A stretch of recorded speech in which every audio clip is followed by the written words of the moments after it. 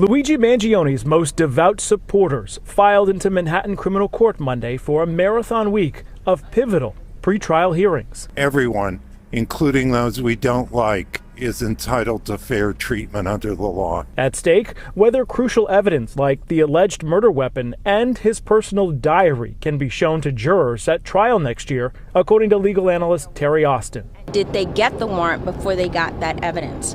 And if the question is answered in the negative, the fruit from the poison tree could be excluded. The 27-year-old defendant, dressed in a gray suit and button-down shirt, his hands unshackled to take notes, sometimes smiling with his legal team.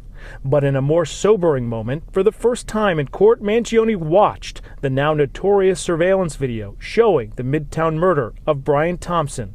He's the United Healthcare CEO gunned down nearly a year ago at an insurance conference. The violence sparked a nationwide 5-day-long manhunt that ended in Altoona, Pennsylvania, December 9th. The suspect spotted by customers at a local McDonald's. Mangione listened stoically in court to the 911 call made in which witnesses recognized his eyebrows from wanted photos. Police officers surrounded him, asked for ID, and allegedly searched his backpack.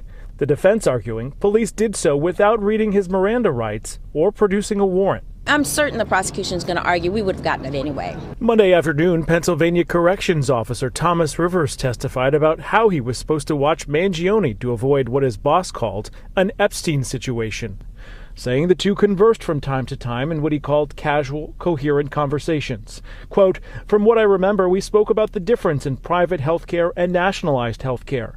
Mangione was disappointed, he said, or seemed to me, that he was being compared to Ted Kaczynski, and that he asked me if the media was focused on him as a person or the crime that was committed."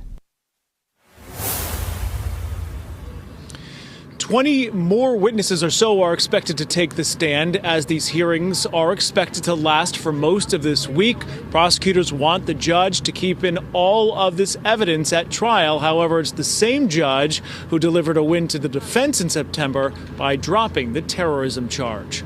Reporting live in Lower Manhattan, I'm Anthony DiLorenzo, Pix 11 News.